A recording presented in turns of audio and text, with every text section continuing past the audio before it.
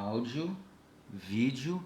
Bem-vindo a todos, bem-vindo ao nosso seminário interdisciplinar de software. Nosso objetivo, substituir a urna eletrônica brasileira pela nossa urna virtual. E depois aqui eu escrevi, é para antes que 2022? Bem antes, né? Bem antes.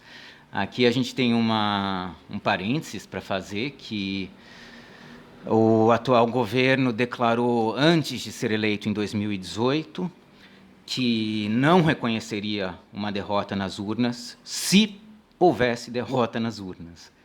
Então, eu imagino que em 2022 seriam as próximas eleições. Eu não sei se tem eleições municipais em 2020, enfim. Mas o que interessa aqui é que a gente quer fazer para 2020 isso, né? Não é nem para 2022.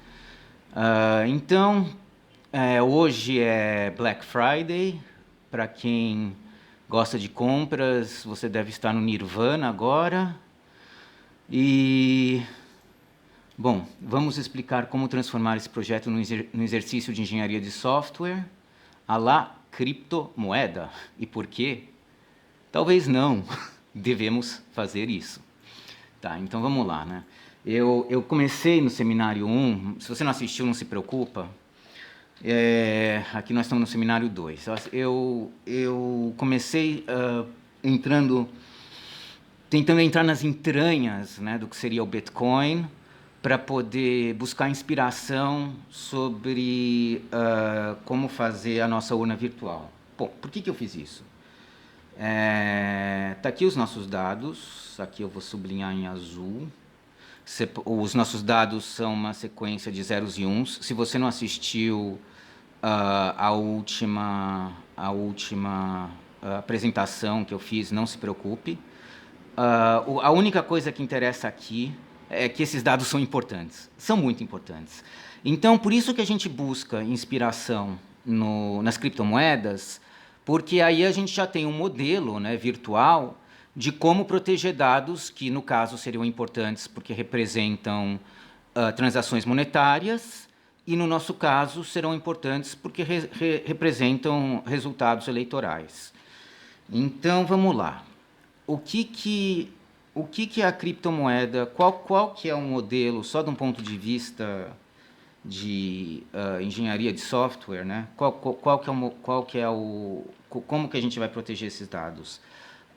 Os próprios usuários vão fazer isso, aplicativos de usuários, né? E aqui a gente vai ter os mineradores, né? A mineração, né? De dados, né? O data mining. E a gente vai ter a verificação de dados, né? A verificação de dados, que é a verificação de dados seria a máquina do usuário, a máquina de qualquer usuário, né? Todos os usuários, a máquina de todos os usuários é capaz de verificar os dados. Mas na hora de proteger os dados, a proteção dos dados está sendo feita nessa etapa, que só alguns usuários vão fazer, né? O trabalho computacional para proteger a rede está aqui, está na mineração de dados, que não é um nome particularmente bem bolado, tá? Porque o que eles estão fazendo, na verdade, eles não estão achando criptomoedas. A criptomoeda é puramente transacional. O que eles estão encontrando é como proteger a criptomoeda. E, em troca disso, eles estão recebendo frações de criptomoedas. Aqui, né, a verificação de dados é muito mais rápida do que a proteção dos dados, que é feita na etapa de mineração. A verificação de dados é muito mais rápida e, portanto, o aplicativo seria leve, né, nesse ponto, né? Bom, então, vamos lá. Vamos transpor esse modelo. Estou rindo porque talvez não, né? Eu coloquei lá entre parênteses. Mas se a gente for transpor esse modelo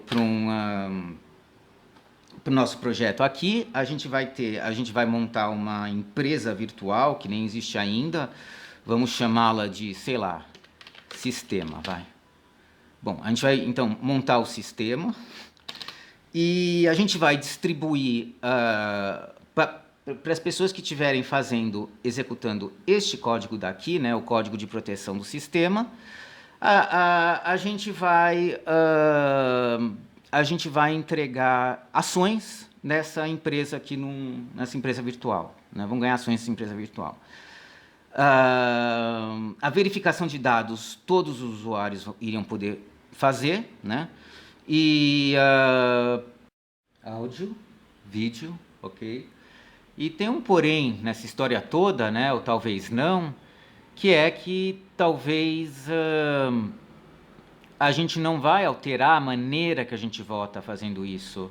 A gente vai só alterar a formalidade de que não vai ser mais necessário ir até a urna, né? A urna vem até a gente, mas fora isso não muda muita coisa, né? Porque a mineração de dados, né? O data mining, o pessoal da mineração estaria fazendo o trabalho computacional esperando uma recompensa, e a recompensa exige um ato de venda para o governo brasileiro nos moldes partidários, enfim, etc., nos mesmos moldes que as eleições têm sido conduzidas. E talvez nós queremos ampliar isso um pouco, né? Fazer um sistema mais centralizado, mais focado no eleitor e menos focado no Tribunal Superior Eleitoral, enfim. Esse sou eu.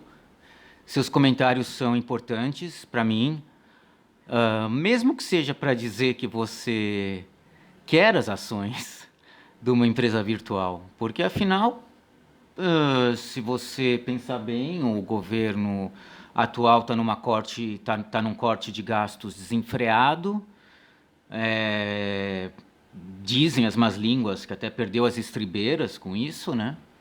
E então por que nós vamos pagar caro para uma eleição que pode ser feita de forma barata e boa, né? Muito simples, mas bom, se você quiser comentar sobre qual o formato das eleições que você deseja, como nós votaríamos, qual que seria a cara desse aplicativo, né? E, inclusive, deixa eu já mencionar que o mesmo celular teria várias instâncias, né? Onde várias pessoas podem usar o mesmo aparelho para votar. Esse seria uma das minhas coisas, assim, que eu mais ou menos colocaria. Outra seria que eu mesmo vou aprender Java, porque eu aprendi Java em 1999. Quer dizer, eu escrevi um programa, eu programei uma rede neural, um Perceptron NPQ, em Java, mas isso faz muito tempo e agora eu preciso me atualizar, né? Então eu não sei se Python seria a linguagem ideal, eu desconfio que não, porque pelo que eu li, o Python ele é mal interpretado às vezes no transporte para o sistema Android, né? O Java é mais nativo ao sistema Android. E como eu mesmo já aprendi Java, né? Talvez seja fácil para mim aprender de novo, mais fácil do que aprender pela primeira vez, não sei. Bom, agora eu acho que eu vou só revisar o que eu já fiz antes, porque talvez eu fiz de uma maneira meio tediosa ou confusa, eu não sei.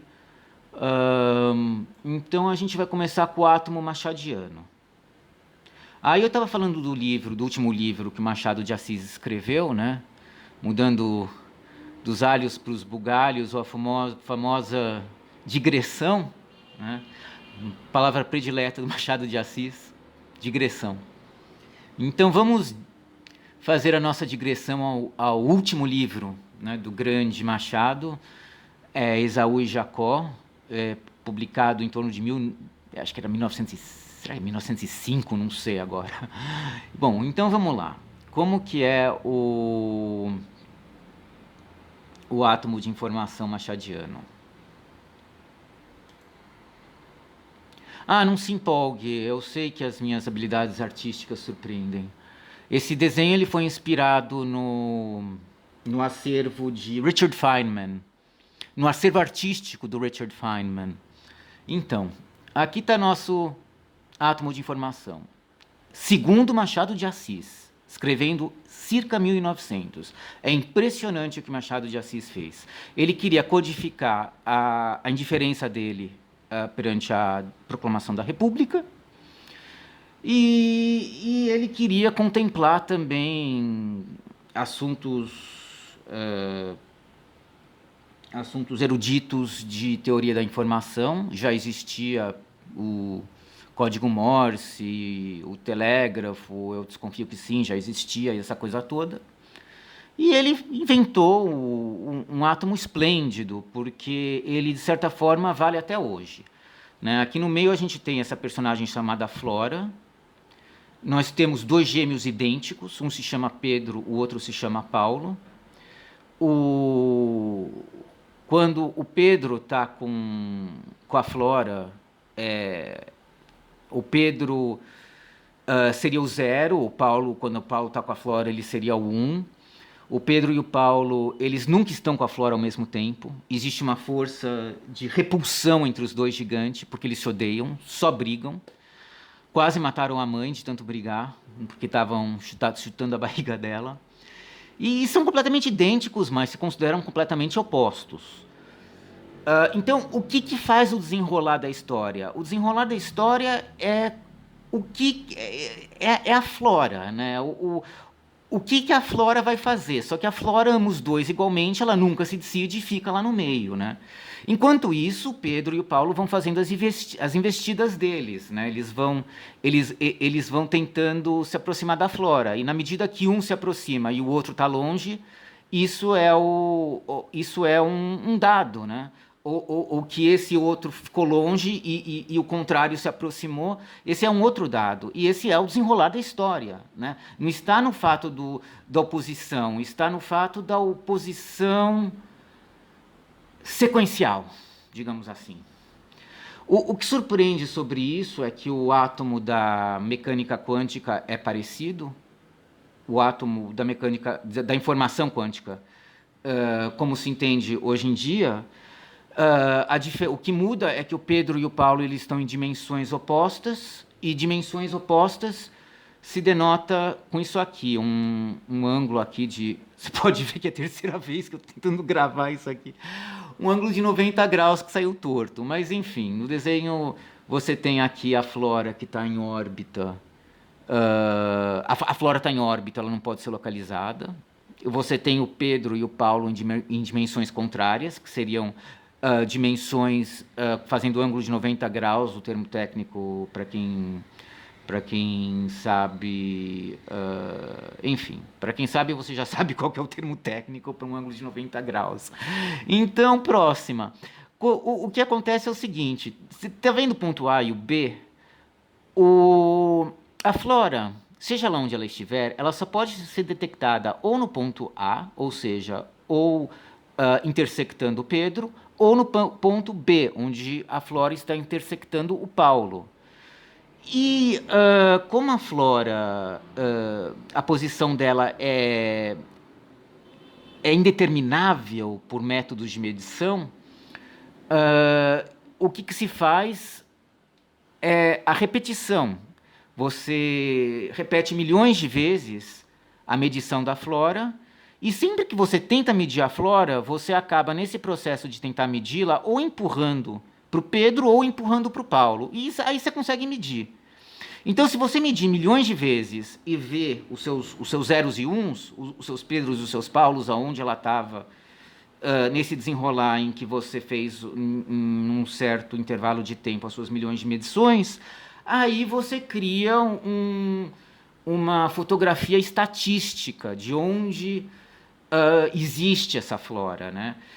Esse átomo quântico ele vai ganhar muita importância, porque finalmente os computadores quânticos estão começando a impressionar começando a impressionar os entusiastas, né, dessa nova tecnologia. Então, talvez isso seja uma coisa mais importante para o futuro, porque hoje nós vamos ver mais propriamente não como conceito, não como imaginar o átomo da informação, mas como imaginar uma forma de pesar as informações, né? E essa forma de pesar as informações é a inovação do Bitcoin, né? A ideia, novamente, por analogia com mecânica quântica, você imagina na mecânica quântica que não existe massa, né? E quando uma partícula passa pelo campo da outra partícula, que seria o Higgs boson, né, o famoso Higgs boson da mecânica quântica, quando você tem uma partícula interagindo com esse Higgs boson, essa partícula passa a adquirir a quantidade de massa, né? E aqui a gente faz as coisas por analogia. Quando esses dados, essa sequência de zeros e uns, que existe no ciberespaço, jogado lá, começa a ser lido por milhões de máquinas, essas milhões de máquinas estão produzindo o peso da informação. E, inclusive, aí entra o segredo, tá? Ela tem peso, mas qual que é a medida, né? Então, a gente vai falar um pouquinho disso agora. Deixa eu só dar uma interrompida, porque quando dá 10 minutos aqui, já era.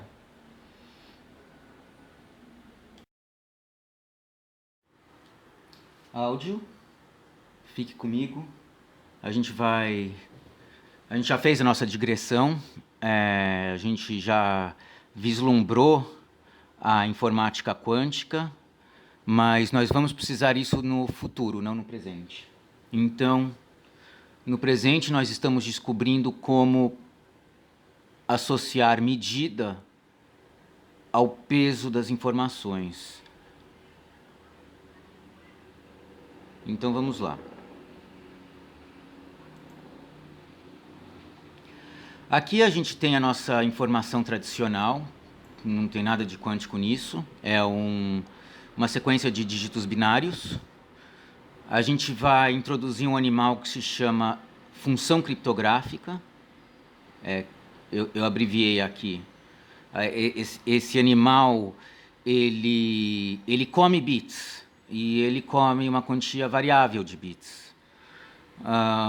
De 1 a 1 zilhão, quantos você quiser, o animal digere os bits e solta a digestão da mensagem. A digestão da mensagem, que no nosso exemplo vai ter sempre um número fixo de bits, e no nosso exemplo são esses 4 bits, 0, 1, 1, 1. Então a função criptográfica pega um número variável de bits e solta 4 bits. Agora, esses 4 bits daqui podem ser qualquer um de 16, podem ser quaisquer uns de 16 possibilidades, que são essas 16 possibilidades daqui. E o que confere as propriedades criptográficas a essa função é que essas 16 possibilidades são equiprováveis. Agora, vamos supor aqui que a gente vai concatenar esse resultado, essa digestão da mensagem, com a mensagem que a gente digeriu. Então está aqui. Isso daqui já é um sistema de detecção de erro. Por quê? Porque aqui a gente tem zilhões de bits, ou 1000, sei lá.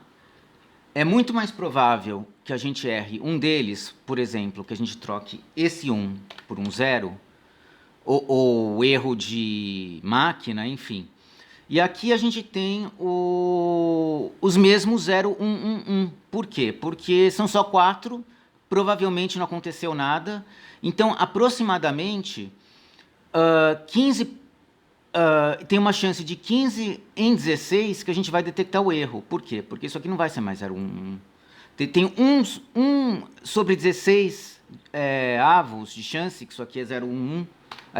Os dados foram trocados, a função é criptográfica, então os 4 bits com 15 sobre 16 de certeza vão mudar para uma outra coisa, digamos 1101.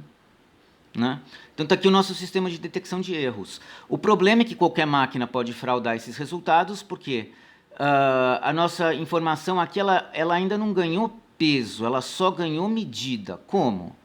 Porque a medida vai nos ajudar a detectar os erros, mas o peso, essa informação não tem. Qualquer máquina pode soltar um outro tipo uma outra sequência binária e calcular corretamente, aplicar a função criptográfica e calcular corretamente o que deve ser esses últimos 4 bits.